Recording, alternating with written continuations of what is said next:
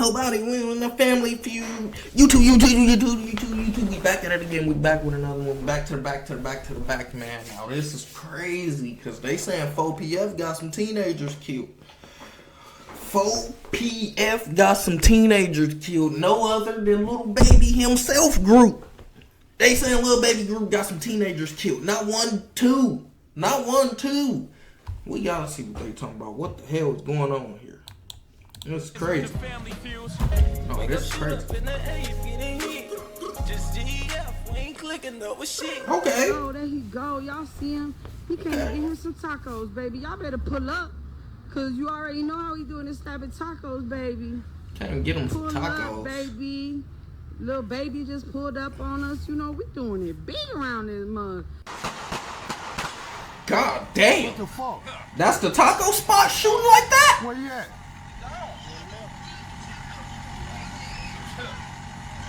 Oh, hell no. I ain't going there. Who the fuck was that? Who the fuck was that? Literally.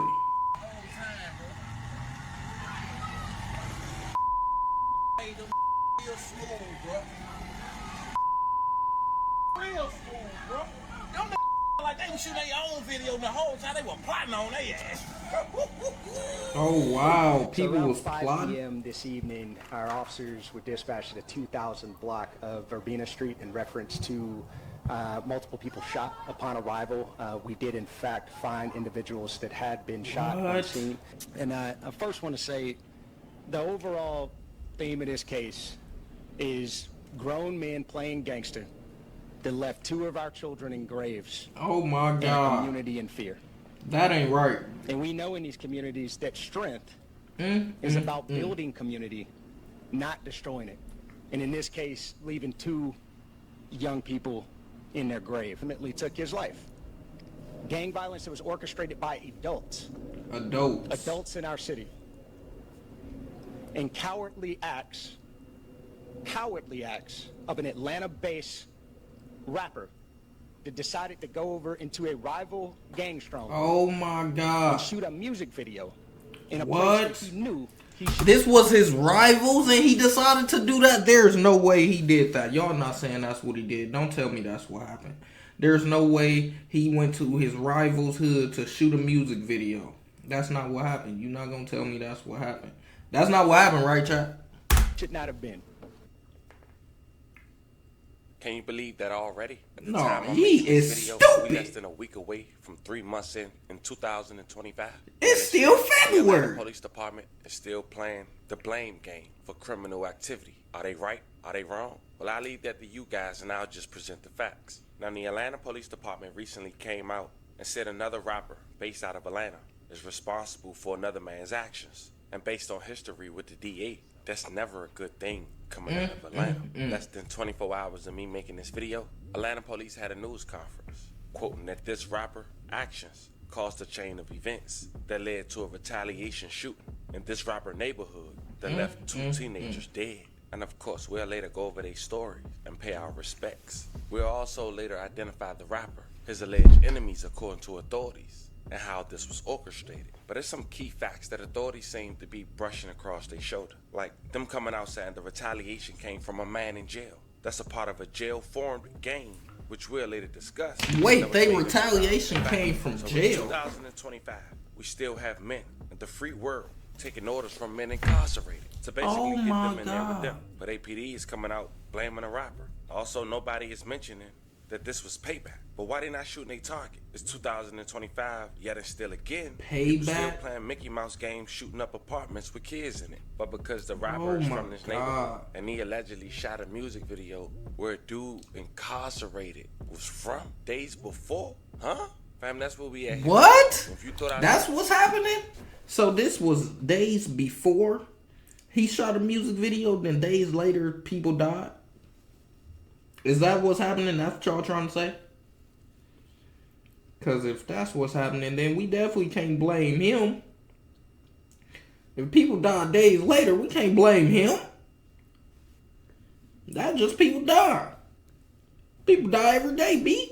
What the hell? Sound remedial trying to explain that, but that's because that's really what's being presented to the public. Today we're gonna run down on this story. As mentioned, go over the facts that we just talked about. But before we go over this one, I want you guys to remember, I don't give you no angle, I just give you the story. So with that being said, make sure you like, comment, and subscribe. We're gonna jump right to it. In the beginning of the year, Lil Baby had managed to fight the criticism by dropping a #1 album on Billboard's chart. Released January. Damn, that motherfucker went #1. Y'all was fucking with that? Was y'all fucking with the Wham tape? That motherfucker went #1. I ain't know that. I guess it gotta go #1 though. All the controversy. Y'all was fucking with it? He was going crazy in there? Who hard as me, selling 145,000 units the first week. And with the success of his new album, he decided Damn, first week 140? tour with Big X, The Plug, NLE Chopper, and Lil Shimmy. Hopping off a plane to a Mac, 100 times platinum fucking plaque. Bulletproof, the tires run flat. Now with all the success coming Lil Baby way, he still managed to have his name and some bad lights that I'm sure he don't even approve of. Recently, people was even pointing out him wearing different colors of bandanas, saying he allegedly rep different gangs.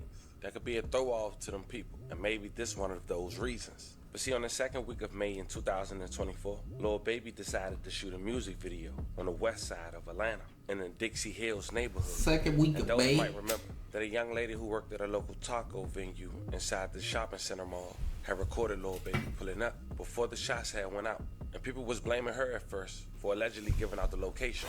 Might be true, might not. But check out the clip. Definitely gave that nigga low out. Came to get him some tacos, baby. Y'all better pull up, cause you already know how They pulled up alright. baby. Yeah, she gave out the low. They pulled up. Little Baby just pulled up on us. You know, we doing it. People big pulled around up. this month. Minutes later, according to a video obtained by TMZ, some men who act like they was recording their own music video only to scope out the scene had shot the music video before fleeing away and managed to be caught on camera, but it was blurry. 3 people were shot who later survived. God damn. What the fuck? God Where you damn. at?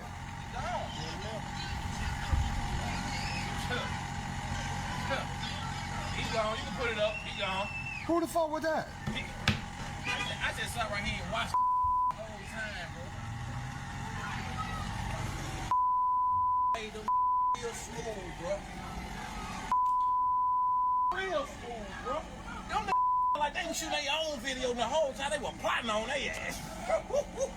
He think it's funny. So around 5 p.m. this evening, our officers were dispatched to the 2000 block of Verbena Street in reference to multiple people shot. Upon arrival, we did in fact find individuals that had been shot on scene.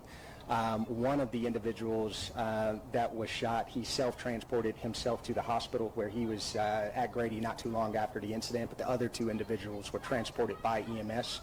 A subsequent investigation has revealed there was a music video that was being shot at the location at the time in which the shots were fired. We do know that there were several people on scene as well as several vehicles, and we had multiple individuals flee the scene subsequent to the shooting. So we're still in the early phases of the investigation, but we do have some of the best detectives in the business that are working to try to get to the bottom of this. Who's the star of the record? At this time, that's still under investigation.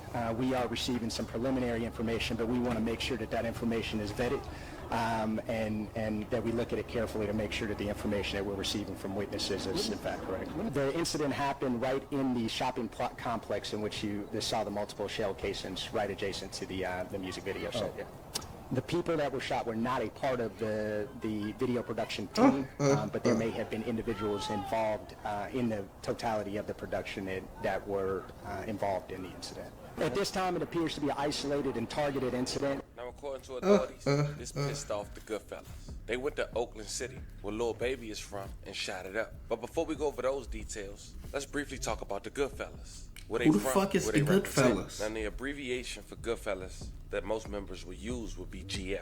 Also, they represent as the mob. This alleged gang was allegedly formed in jail back in 2005 by a man with a life sentence who go by the name of Abdullah Williamson, aka Lord Dude or Lord Frost. 5 years ago, this rapper named Saw Who Baby the had fuck? shot a music Oh, video Saw with Baby? rapper I heard. GF. This music video managed to get I many remember people Saw united, Baby. and even had this music video appear on First 48 before Yeah. having the neighborhood being shut down for code violations. The mob, bitch. Shoot up in the air, you getting hit. Yeah, I remember that. We ain't clicking fucking know it. Now, for more Got them information, all took down. It's the third world Goodfellas mob. Goodfellas mob, first known as 30 Deep. As mentioned, it's a Rice Street-born prison gang that eventually led to cliques and different crews to form and spread their influence all over Atlanta. And now, they have gained reputation as one of the most feared and respected gangs in Atlanta and one of the biggest crews in the city. So now we got a pretty idea on who GF is. According to APD, GF didn't like that Lil Baby shot a music video in their neighborhood. And So this in return, was in they got a jail? call from a high-ranking gang member of GF that's incarcerated and was ordered to shoot up Lil Baby neighborhood. And they did just that. Almost 2 months after the music video was shot, on the first week of July in 2024, a tragic shooting in Southwest Atlanta has claimed the lives of 2 young boys and left another one injured. At around 12:40 a.m., police responded to a call from an apartment complex on Spark Street. So they just randomly, I mean not randomly, but they just chose a random house and shot it? 13-year-old boy dead at the scene. Another Oh my 13-year-old God. boy and 11-year-old were rushed to the hospital, but the second 13-year-old boy has succumbed to his injuries. May they both rest in peace. A level of condolences to their families. The 11-year-old boy had managed to survive. The Fulton County Medical Examiner Office has identified the 2 13-year-olds as Jacody Davis and Lamont Freeman. The younger boy who was in the hospital appeared to be the younger brother of Davis. And the sad part is, Davis lost his life on his birthday. Once again, may they both rest in peace. R.I.P. Atlanta neighborhood. They are fed up with crime. 2 13-year-olds are dead, another hurt after an overnight shooting. This all happened at a complex in the Oakland City neighborhood. And Atlanta News first reporter Brittany Ford is live at Grady Hospital this afternoon where the surviving teen was taken. So Brittany, how is that child doing? How's he Well, doing? the good news is that He's this shot, 12-year-old nigga. that was injured in the shooting is in stable condition, expected to make a full recovery. But today we were out talking with neighbors who say this has happened over and over again. Tragedies just like this, they're calling for the city to step in. An apartment building on Spark Street in southwest Atlanta riddled in bullet holes. I had a bullet come through my grandbaby window. I done had a bullet come through my door. These was an innocent bystander. We are not getting no help, no justice. Authorities say 2 teens who have been identified as 13-year-old Jacody Davis and 13-year-old Lamont Freeman were shot and killed while hanging out on these stairs just before 1 a.m. Tuesday morning. God Family damn, members of 1 Freeman a.m.? say the teen was killed on what would have been his 14th birthday. Today is his birthday, literally. Today is his birthday, and that's not good at all. It's not. He's supposed to be here with us, celebrating, doing what we do. Deborah Daniels says the apartment On complex his has birthday been is plagued crazy. with crime. We need help. I want the mayor and everybody else to come out here and please help us. City Council member Julian Bond says the city will be responding. The police department's going to do a newly tuned focus on this particular property and the area in general. Bond stressed they also need the community's help. We want people to be involved, to tell us where they need the service, where we can apply our resources to better help and to serve them. You know, we don't want to just respond when there's a tragedy. Grieving the loss of 2 young men, Daniel says the violence has gone unaddressed far too long. It is sad. How many more times, how many more we gonna get killed? It is sad. That ain't right. Atlanta police are still working to find a motive. Right now, there are currently no suspects or even a suspect description. Reporting live at Grady Memorial Hospital, Brittany Ford, Atlanta News. I felt every word that grandmother was speaking. Sickening. Now, Atlanta Stay away from Atlanta and shit. an arrest. It would come 7 months later, and 12 members of the Goodfellas happened to be arrested. And if God authorities damn. know the hit came from inside the jail, I'm sure someone incarcerated had already started talking. And because of that, they side had deemed Lil Baby shooting that music video was the motive. And in return, Lil Baby was mentioned and the warrant. How ironic. Check it out. What the fuck? We were out here holding a very similar press conference, and we were asking for the help from the community. In just a moment, I'm going to show you some pictures of 7 individuals that we were able to take into custody in conjunction with this tragic incident. I stood here and told you the story how on July 2nd, just after midnight of last year, we had two 13-year-olds and 11-year-old celebrating the birthday of Lamont Fremont. He had just turned 13, and he got to experience about 30 minutes of being a teenager. That is sick. Before his life was taken.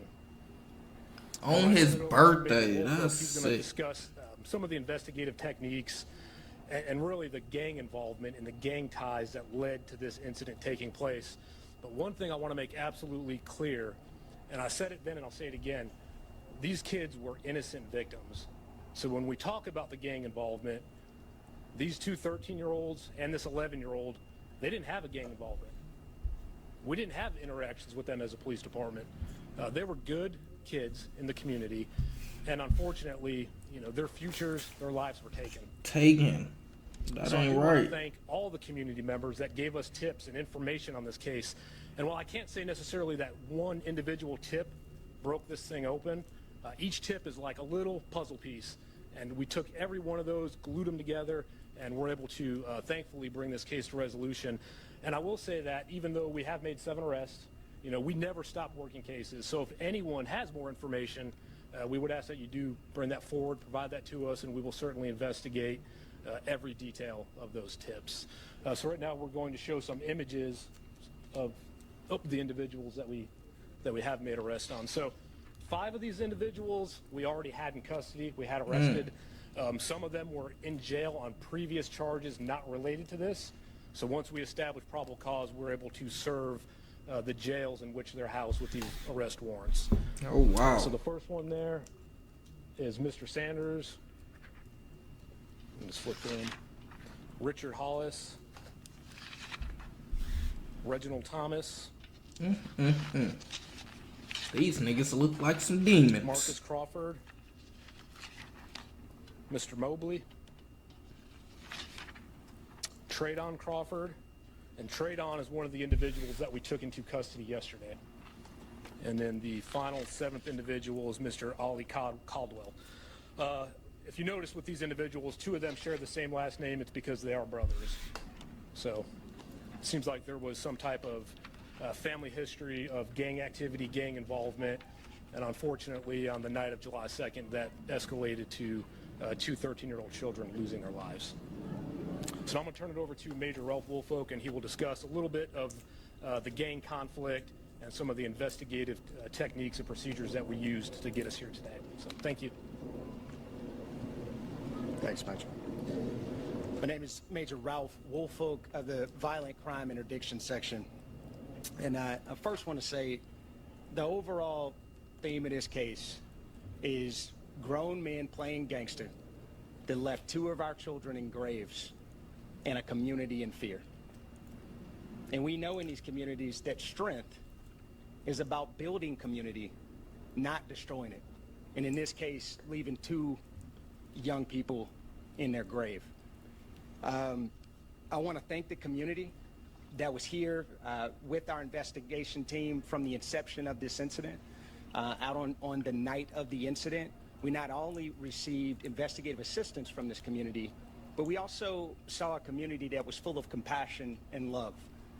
Video evidence depicted several people in this community pouring out of their apartments, attempting to triage wounds, attempting to transport persons to the hospital, and making W community calls from this community that were used throughout our investigation that led ultimately, with their assistance, to some of the apprehensions in this case.